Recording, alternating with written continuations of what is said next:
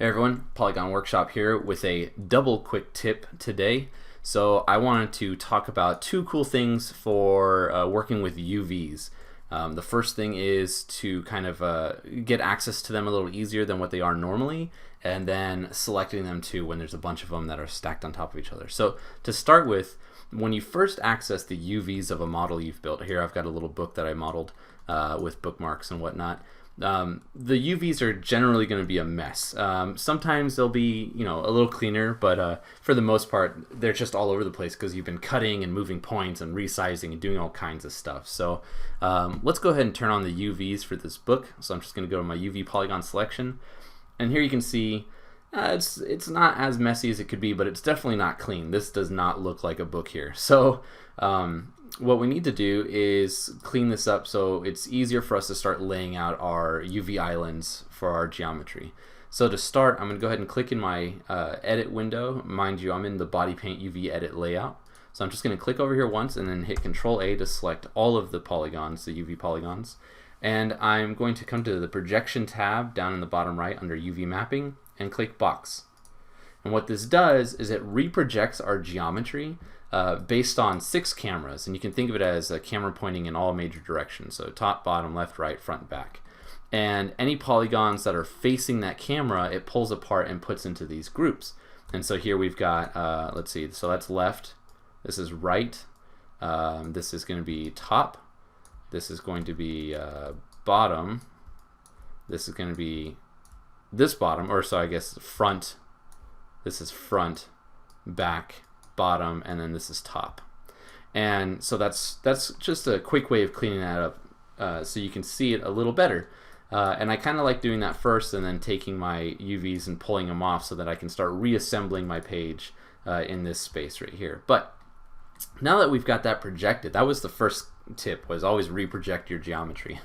But now that we've got that, the next part is starting to separate out all the information we've got here. So for instance, with my live selection tool, if I just click in the UV space over here, it selects everything under what I clicked right here. So if I click, it grabs again all this geometry, and that doesn't work.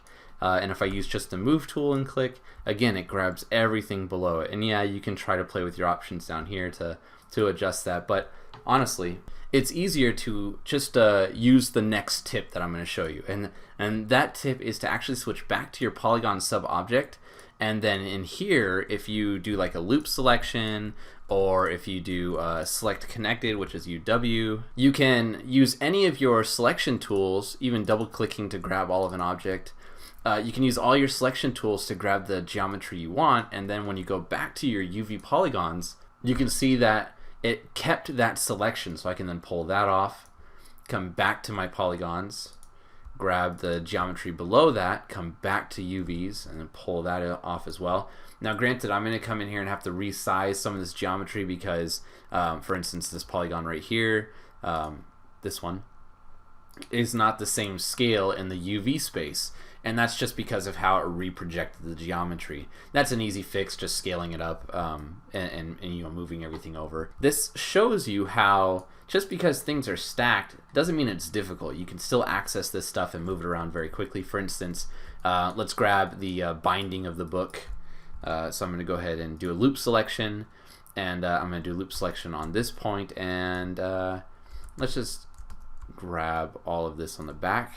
So there we go. So I've got the back, and mind you, I didn't put a spine in here or anything because this book's laying down. I've got the loop on the side and the loop on the top. And if I go to my UV polygons, here we can see everything selected. And I can even try reprojecting to see if I get a different result. And you can see here, it tried to stack things a little better and laid out the bottom up against the side. That worked out. And then I could just take this side, and if I want to, I can either stack it and snap it. Come down here and turn on snapping, and let's see if we can snap it into place. There we go. And so that fits into place nicely, and then I can grab this one and snap it over here too. So and we could even rotate this. Let's turn on our rotate snapping.